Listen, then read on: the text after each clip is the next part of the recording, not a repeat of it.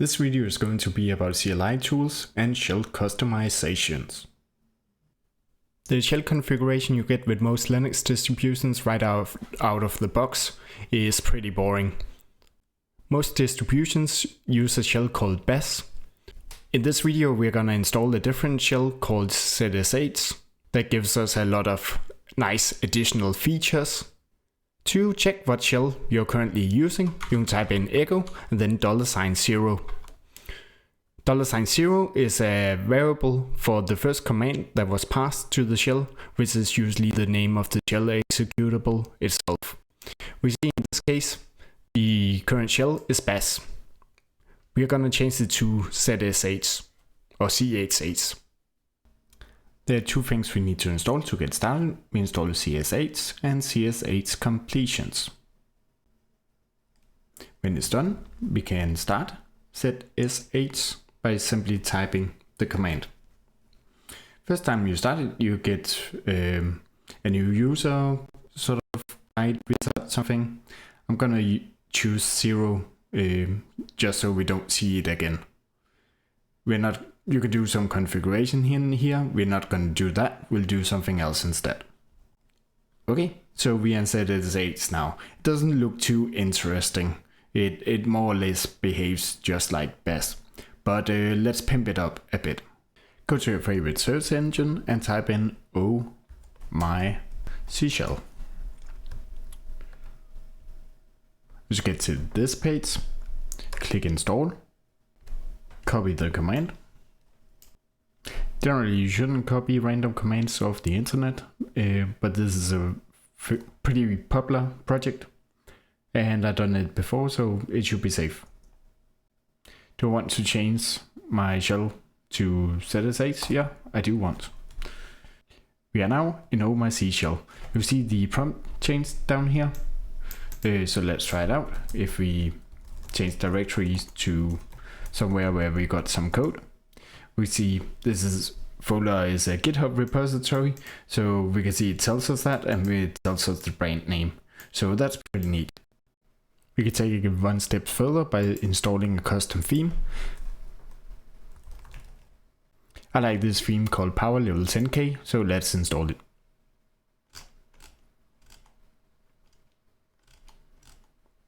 Scroll down to the installation section, click My Zsh, and then we just copy this command.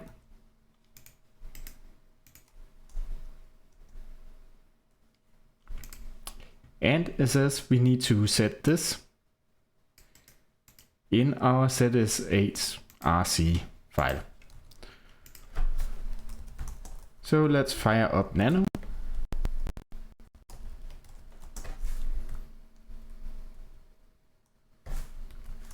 And change the theme.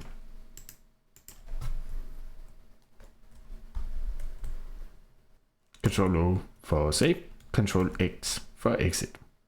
Let's test it out by sourcing the configuration file.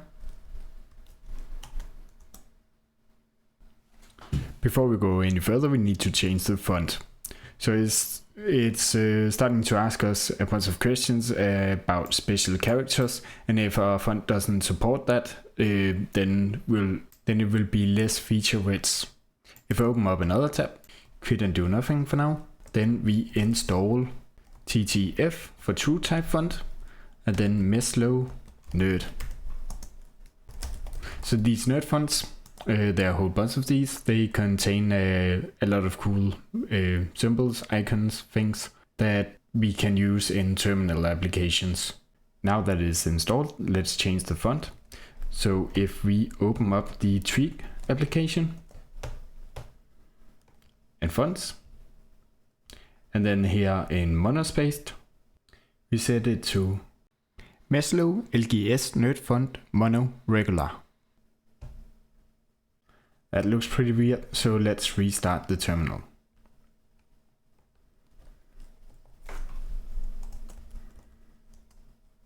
Okay, cool. Now we should have most symbols that is being used by Powerline. And we can answer yes to the questions. Okay, now we get to what style we want. I like the rainbow one, so that's what I'm gonna pick. And let's go with Unicode. Choose your time format and what kind of separator you want. I gonna go with the first option and the sharp. Flat. Again, for these you can choose whatever style you prefer. And I want it to be in one line. Compact or sparse, I like it compact. Show me many icons. And be concise. Enable transient prompt, I'm gonna choose yes. And we go with the recommended. And recommended again. Cool, we now got a lot nicer prompt. Let's test it out in the source code folder. Neat. So we get a small git icon, a small brains icon, and it shows brains. Here it will show the what changes you have, if you have any, and it shows current time. If you at some point later want to change your power level 10k config, you can do it with the p10k space configure command. What makes ZSH and My Zsh really powerful is its advanced completion. For instance, now when we type yay and do S for install something, let's say we want gnome packets, we type in gnome hyphen and then we can tap complete and it will show all the different possibilities. There are lots and lots of other things that My Zsh will let you autocomplete. You got a plugin system to it. If you type in nano and then the CSH configuration file for CSH, if you scroll down a bit, we can find the plugins area. So here you can add what plugins you want to use. For instance, there's extract that lets you very easily just type in extract and then any sort of archive and it will extract that. Just a nice shorthand for the different archives types. Command not found will suggest to install a command if you try to type something that it wasn't able to find. Then there is ZSH interactive CD.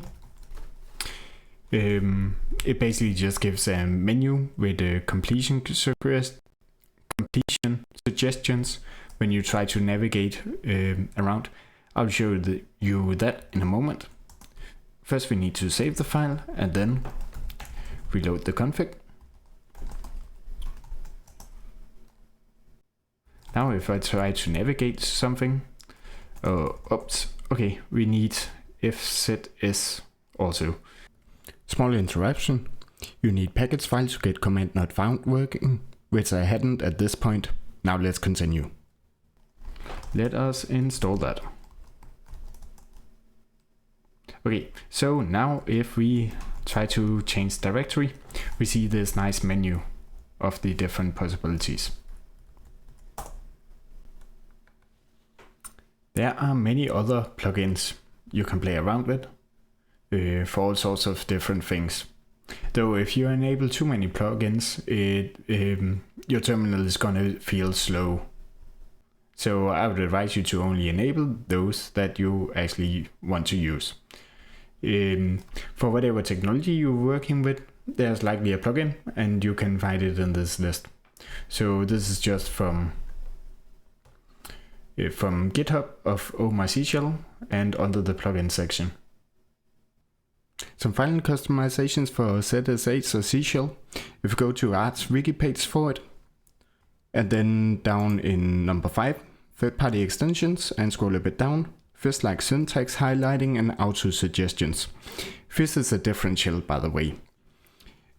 So you install these two packages with yay, and then you paste this into your ZSH RC file, like this. Reload your config, and then when you start typing something, you get some syntax highlighting for the commands. And also when you type stuff, you can see that it suggest auto completion based on your command history, so that's really neat. Often you use the same commands again and again, so this just makes it super quick. Okay, let's look at some other cool command line things you could do. You probably know, if you used Linux for any period, that you can list the content of a file with the cat command. If you do it for code, it just prints out like this. It would be kind of cool if we could have syntax highlighting on it. Instead of cat, we use something else called bat.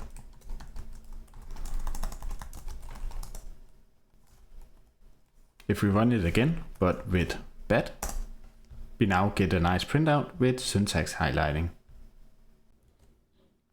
Another cool thing is terminal-based file browsers. There's one called Yazi, for instance. To get it fully working, you also need to install optional dependencies. We fire up Yazi. We can navigate around in our files with the arrow keys.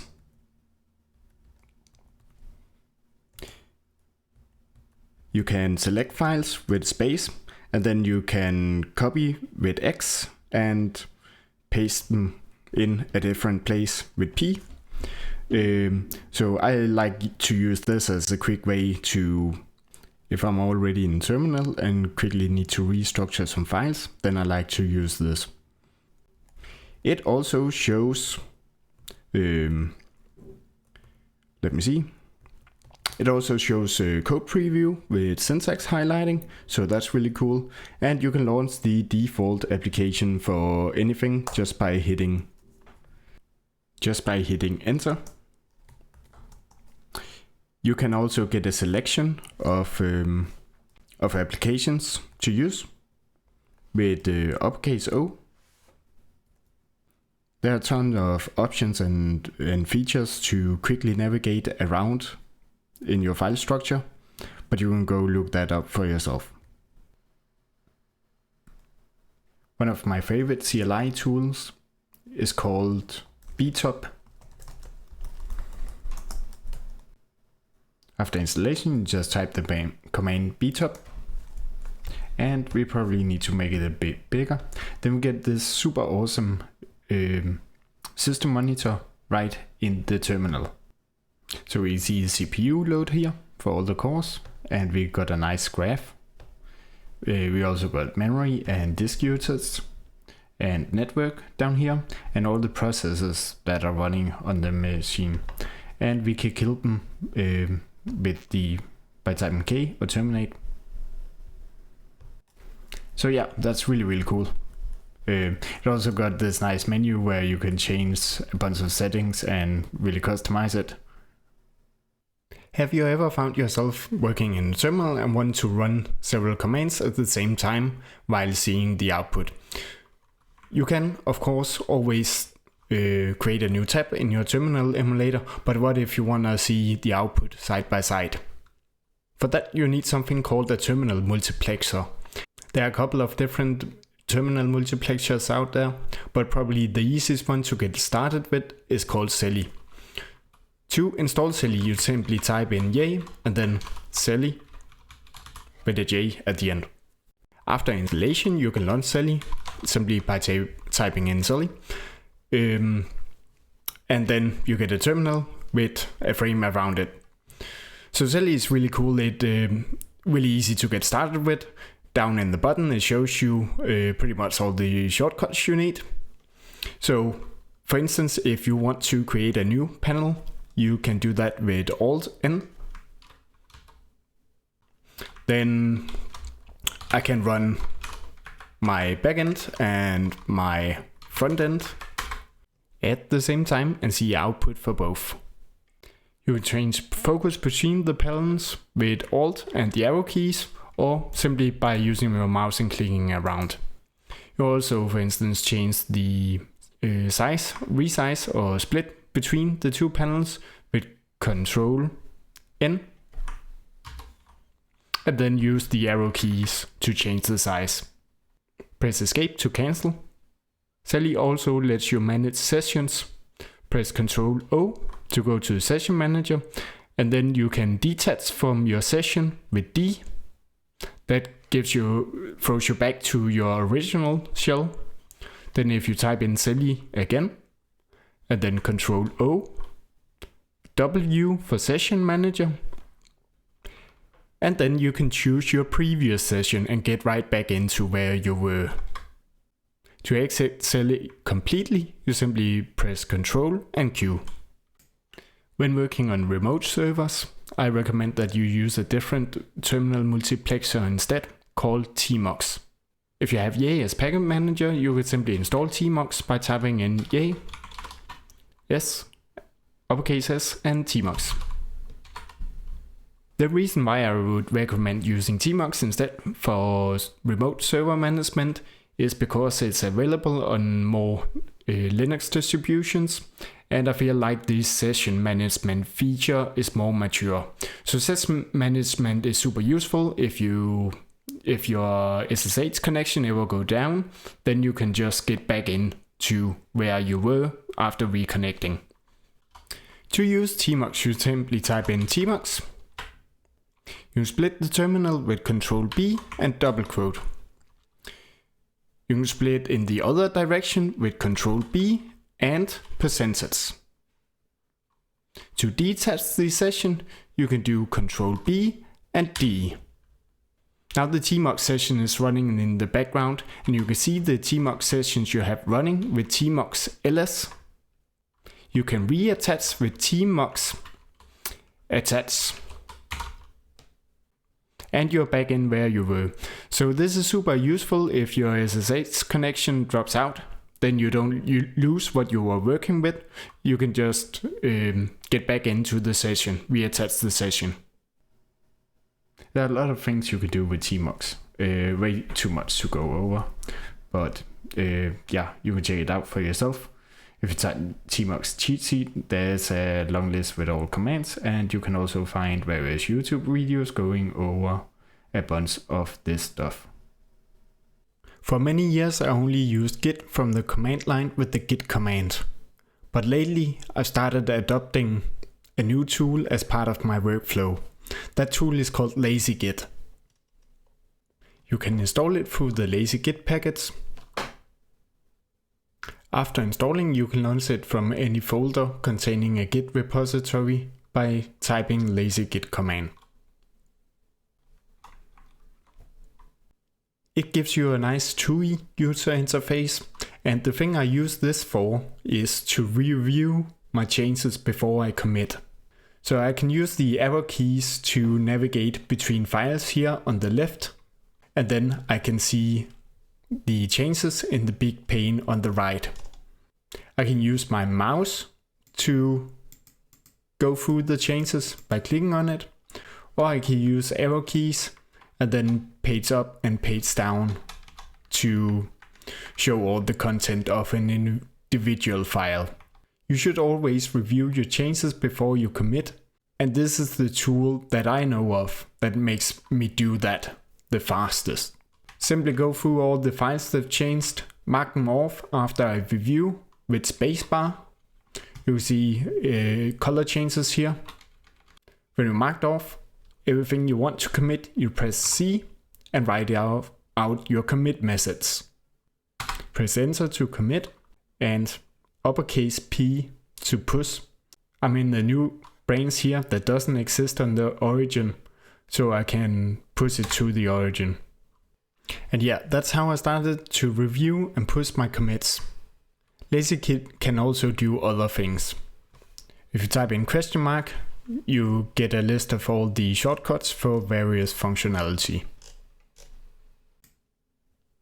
Have you ever wanted to browse the web from your terminal? Probably not, but you still can, with something called browsh. It's available in the Arch user repository. You install the package browsh bin. Bin is for binary, so it's a pre-compiled version of it, so that makes it faster to install than compiling from source yourself. After installation, you can start it up by typing in browsh. Now you got a web browser in your terminal. We can instead, for instance, load up DuckDuckGo, or you can browse your favorite news site. As you can see, it renders web pages reasonably well, though it's kind of struggling a bit with graphics. It does its best to render with text characters available, but it's not perfect. However, this is entirely usable to browse the web. Anyway, to be honest, I'm struggling a bit finding a good use case for this. The best I can come up with is if your graphics drivers are broken somehow, looking at you, NVIDIA, then you might be able to use this to find a solution. So yeah, this is mostly just a bit for fun. I don't know what you would actually use it for.